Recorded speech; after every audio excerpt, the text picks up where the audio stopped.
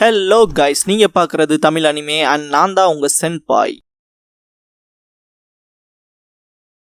இந்த வீடியோல Naruto Shippuden season 6 episode 131 நாம பார்க்க போறோம். ஜிராயா இந்த எதிரிக்கு எதிரா நாமளா போன வேலைக்காவது ஃபுல் ஃபோர்ஸை கொடுக்கணும் பாரு காமாகென் கிட்ட. பெயின் முன்னாடி வரவும் ஜிராயா நான் என்னோட மரியாதைக்குரிய சேஜ் மோட யூஸ் பண்ண போறேன் பாரு. காமாகென் ஷாக் ஆகும். அதேதான், 2 பெரிய துறவிகளை சமன் பண்ண போறேன். இப்படியும் அவங்க 2 பேர்த்தையும் சமன் பண்றதுக்கு அதிக டைம் எடுக்கும். அது வரைக்கும் நான் என் கையை ரிலீஸ் பண்ணாம இருக்கணும். அதுக்கான டைமை நீ தான் எனக்கு கொடுக்கணும். கொன நம்பி தான் இருக்கேன் அப்படின்னு ஜிராயா சொல்லவும், சரி விகாரமானவன் தான், நான் ட்ரை பண்றேன் அப்படிங்கும் காமாகென். பெயின் அந்த பெரிய ஸ்னேக் டெயில் இருக்க கெமலியானோட நாக்குல நிப்பான் இல்லையா, அது அவனை மொத்தமா முழுங்கிட்டு மறைஞ்சிட்டான். தொல்லையா போச்சு. எப்படி இப்படிப்பட்ட கிரியேச்சர்ஸ்லாம் அவனுக்கு கிடைக்குது? இப்ப வேற அவன் மறைஞ்சிட்டான். தடுத்து சண்டையிடுற கலைகளை தான் கையாளணும் அப்படின்னு ஜிராயா சொல்லவும், காமாகென் இவனோட சண்டை போடுறது கொஞ்சம் கஷ்டம் தான். ஜிராயா டெங்காய் பெரிமீட்டர் பேரியர் பண்ணுவாரு. நினைச்சு பார்த்தா இந்த பேரியர் நின்றுச்சு அதோட பவுண்டரிக்குள்ள ஊடுருவ ட்ரை பண்ணா சென்ஸ் பண்ணி அலர்ட் பண்ணிரும். அதான் விஷயம்னா அப்படின்னு பெயின் சொல்லும் போது ஜிராயாவை காட்டுவாங்க. பெயின் இன்னொரு அனிமலை சமன் பண்ணிருப்பான். அவன் பேரியரை பார்த்துட்டு வெறித்தனமான மிருகத்தை இறக்கி விட்டுருக்கான் அப்படின்ட்டு ஜிராயா காமாகெனை கூப்பிடுவோம். சரி விகாரமான நான் கிளம்புறேன் அப்படிங்கும். 3 தலையுள்ள அந்த கிரியேச்சரை கையில இருக்க வெப்பன் மூலமா தடுத்துரும். நல்லா ஸ்கில்ட் ஆயிட்டு அப்படிங்காது ஜிராயா. இல்ல நான் விகாரமானவன் தான். திடீர்னு பார்த்தா 3 தலை இருக்க அந்த மிருகம் 3ஆவே பிரிஞ்சிரும். அந்த வெப்பனுக்கு நடுவால மாற்ற மிருகம் பண்றதெல்லாம் பார்த்து ஜிராயா என்ன கருமண்டாதுங்கிற மாதிரி பாப்பாரு. அட்டாக் ஒவ்வொன்றும் வெறித்தனமா வச்சுக்கிட்டே இருக்குங்க. அதோட கவுண்ட்ஸும் எச்சாயிட்டே இருக்கும். காமாகென்னும் முடிஞ்ச அளவுக்கு தடுத்துக்கிட்டே தான் இருக்கும். இருந்தாலும் அதுக்கு முன்னாடி வச்ச அட்டாக்ல ரத்தம் வந்திருக்கும். லீட் ஆயிட்டே தான் இருக்கும். காமாகென் டிஃபீட் பண்ண திரும்ப வருங்க. காமாகென் ஒன்னொன்னா காலி பண்ணிக்கிட்டே போகும். மேல கம்பியை பிடிச்சிட்டு நிக்கும் போது ஜிராயா நல்லா தான் சண்டை போடுறேன், ஆனா கொஞ்சம் ஸ்மூத்தா இருக்கட்டும் பாரு. காமாகென்னோட கையில இருந்தே ரத்தம் வரும். ஆனா நான் தான் விகாரமானவனாச்சேன்னும். நீ ஒவ்வொரு தடவையும் அதை அடிக்கும் போது அது மல்டிப்ளை ஆயிட்டே போகுது. இது என்னன்னு கூட தெரியல. சுய பிரதிபலிப்பு சமனிங் ஜுட்சுவுக்கு கட்டுப்பட்ட நாய்களா அப்படின்னு கொஸ்டின் பண்ணிட்டு, இப்போதைக்கு நம்ம இந்த இடத்த விட்டு நகர்றது தான் நல்லது. ஒரே சமயத்துல ஒரு நாயை கொள்ளலாம், எல்லாத்தையும் ஒரு சின்ன பிளேஸ்க்கு வர வைக்கணும் அப்படின்னு ஜிராயா சொல்லவும், காமாகென் சரிங்கும். ஜெயன் கெமிலியானையும் அதோட வாய்க்குள்ள ஒளிஞ்சிருக்க பெயினையும் ஜிராயா சென்ஸ் பண்ணிடுவாரு. ஜிராயாவோட கைகளை பார்த்துட்டு அதுதான் அந்த ஜுட்சுவுக்கு தேவையானதா அப்படின்னு ஐடென்டிஃபை பண்ணிடுவான். ஜிராயாவை தாண்டி அந்த டாக் வேற பக்கமா போகும். அப்பாடா டைம் கிடைச்சதேன்னு ஜிராயா திங்க் பண்ணும் போதே பின்னாடி ஒரு டாக் வந்துரும். தாண்டி போனா அந்த டாக்கும் இந்த வழியாவே வந்துரும். சுத்து போட்டுருங்க, ஸ்பிளிட் அப் ஆகி சண்டை போட போதுன்னு நினைக்கிறேன் பாரு. ஜிராயா சொன்ன மாதிரி அட்டாக் பண்ண வருங்க. எல்லாத்தையுமே தடுத்துரும் காமாகென். மேல இருந்து அட்டாக் நடக்குதுன்னு சொல்லுவாரு. டக்குன்னு காமாகென் மேல ஜம்ப் ஆயிரும். எஸ்கேப் ஆனதுக்கு அப்புறமா ஜிராயா இதுக்கு ஒரு முடிவே இல்லையான்னு சொல்லி கேட்பாரு. நான் என் பெஸ்ட்டை ட்ரை பண்றேன் அப்படிங்கும் காமாகென். அதுக்கு பிரிஞ்சுட்டே இருக்க போதுன்னா நம்ம எவ்வளவுதான் அட்டாக் வச்சாலும் அது நம்மளோட எனர்ஜியை மட்டும் தான் வேஸ்ட் பண்ணும் அப்படின்னு ஜிராயா சொல்லிட்டு இருக்கும் போது வந்திருக்குங்க. ஆல்ரெடி வந்துருச்சுங்க அப்படின்னு செம கடுப்பாவாரு. இறங்கி அடிக்க ஆரம்பிச்சிருவாரு. திரும்பி காமாகெனை பார்க்கும்போது எல்லா டாக்ஸுமே சுத்தி வர கடிச்சிருக்கும். காமாகென்னால நகரவே முடியாது. எக்ஸாஸ்ட் ஆயிருக்கும். நான் கொஞ்சம் விகாரமானவன் தான் கீழே விழுந்துரும். ஜிராயா காமாகென் மேல ஏறிட்டு கையை ரிலீஸ் பண்ணிடுவாரு. உன்னால நகர முடியலனா என்னால 2 கிரேட் சேஜஸ் சமன் பண்ண முடியாது, அதனால இதை கிவ் அப் பண்ணிடுறேன். ஆனா ஆச்சரியமா இருக்கு, இத்தனை கூட்டம் இருக்கே அப்படின்னு சிரிச்சுட்டு, ஆனா மவுண்ட் மியோபோக்குவோட கிரேட் டோட் கிட்ட அது வேலைக்கு ஆகாது, நீங்களாம் ஸ்நாக்ஸ் மாதிரி அவ்வளவுதான் அப்படின்ட்டு டோடோட வயிற்றுக்குள்ள சமன் பண்ணிடுவாரு. எல்லா டாக்ஸும் மாட்டி செத்துருங்க.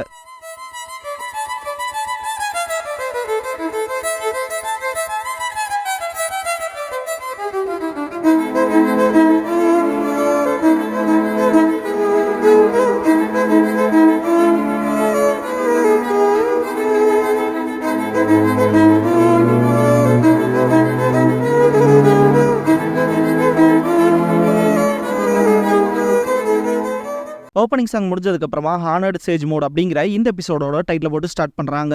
பெயினை காட்டுவாங்க.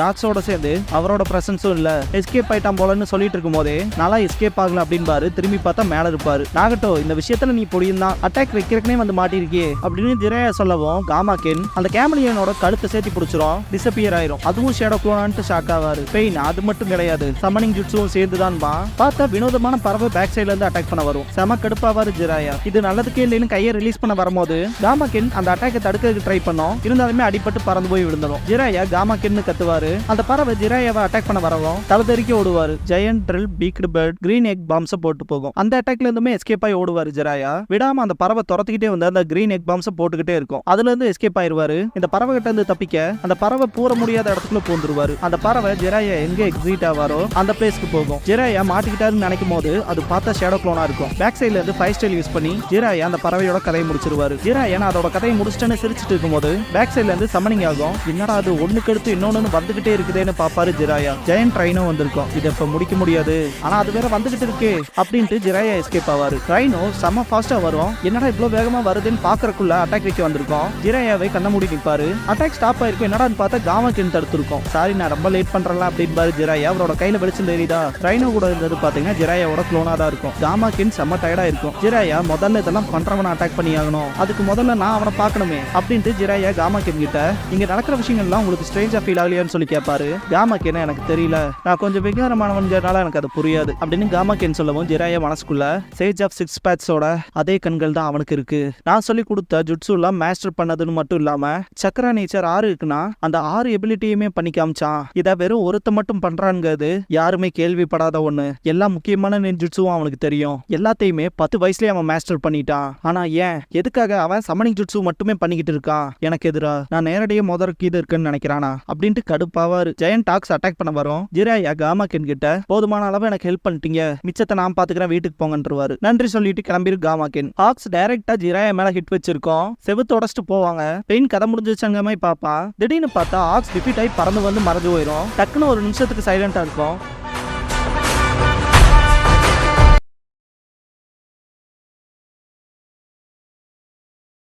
ஜிராயா வச்ச அட்டாக்ல டனல் மாதிரி கிரியேட் ஆயிருக்கும். இவ்வளவு மோசமான சிச்சுவேஷன்ல எதுக்கு எங்களை சமன் பண்ற? புண்டால காண்டாக போறான் அப்படின்னு ஷீமா சொல்லவும், ஏமா நேச்சுரலாவே ஜிராயா பாய்க்கான காரணங்கள் இருக்கலாம் அப்படின்னு ஃபுகாசாக்கு சொல்லவும், வாய மூடுப்பா அப்படின்பாங்க ஷீமா. ஜிராயா ரொம்ப நாள் ஆச்சு அப்படின்ட்டு இப்படிப்பட்ட சூழ்நிலைமையில ஃபுகாசாக்கு அண்ட் ஷீமாவை கூப்பிட்டதுக்கு மன்னிப்பு கேட்பாரு. ஃபுகாசாக்கு இந்த பாம்பு எடுக்கிறதுக்கே அசிங்கமா இருக்குன்னு சொல்லுவே, லேடிஸ்க்கு மத்தியில இது என்ன அன்பாப்புலர் ஆக்கிடுன்னு சொல்லுவ அப்படின்னு கேட்கவும், பர்டிகுலரா எதுவும் இல்ல, என்னோட எதிரி கிட்ட ரினேகான் இருக்கு அப்படின்னு ஜிராயா சொல்லவும், 6 பேட்ஸோட கண்களான்னு சொல்லி கேட்பாங்க ஷீமா.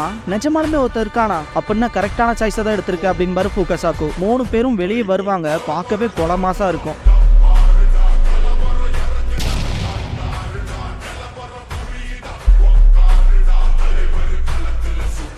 ஃபுகாசாக்கு ஜிராயா கிட்ட நீ சுயமா சேஜ் மோடுக்கு போக ஆரம்பிக்கணும் அப்படின்னு சொல்லவும், உங்க கூட கம்பேர் பண்ணா நான் குழந்தை, அதனால உங்களோட உதவி எனக்கு தேவை அப்படின்னு ப்ளீஸ் பண்ணி கேட்பாரு ஜிராயா. ஆரம்பிக்கலாமா அப்படின்ட்டு ஜிராயா ஜம்ப் பண்ணி வந்து நிப்பாரு. தக்காளி தாறு பாரா இருக்கும். இவ்வளவு நேரம் இந்த 2 தவளையை சமன் பண்றதுக்குதான் இத்தனை அக்க போறா?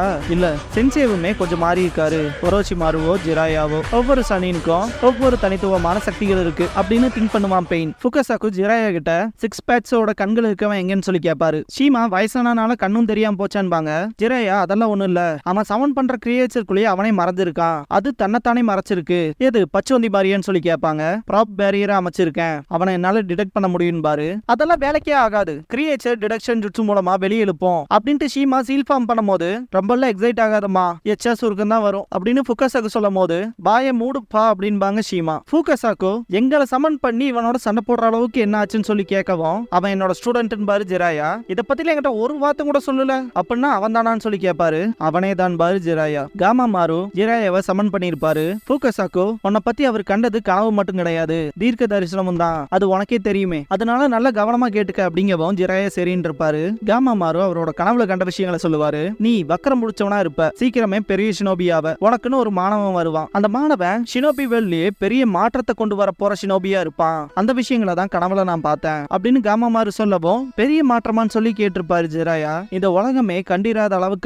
பெரிய அளவிலான ஸ்திரத்தன்மையாவோ இல்ல பெரிய அழிவாவோ இருக்கலாம், ஆனா அந்த 2ல 1 அப்படின்னு இருப்பாரு. அந்த விஷயங்களை பிளாஷ் பண்ணி காட்டுவாங்க.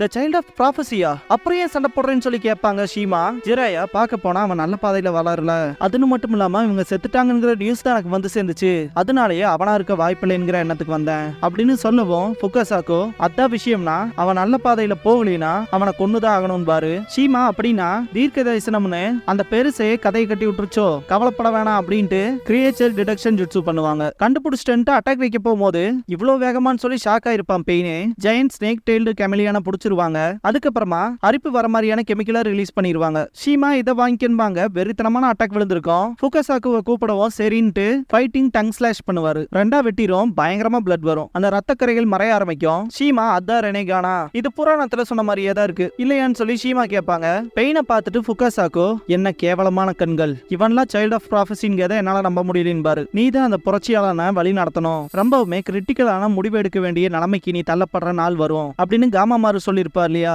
அதுக்கும் கூட ஜிராயா செலக்ஷனான்னு சொல்லி ஆச்சரியப்பட்டு கேட்டிருப்பாரு. உன்னோட முடிவை பொறுத்து தான் மாற்றம் எப்படி இருக்க போகுதுங்கிறதும் இருக்கு அப்படின்னு காமாமாரு சொன்ன விஷயத்தை திங்க் பண்ணி பார்த்துட்டு, கிரேட் லார்ட் எல்டர், இதுதான் நீங்க சொன்ன அந்த செலக்ஷனுக்கான தருணமோ அப்படின்னு ஜிராயா திங்க் பண்ணிட்டு இருக்கும் போதே சமனிங் ஜுட்சு பண்ணுவான் பெயின். பார்த்தா இன்னும் 2 பெயின் வருவாங்க. ஜிராயா இந்த தடவை மனுஷங்களை சமன் பண்ணிக்கானான்னு பார்த்துட்டு, அழிவின் முன்னோடியா மாறிட்ட ஒரு டீச்சரா உன் கதையை முடிக்க வேண்டியது என்னோட கடமைன்னு பாரு.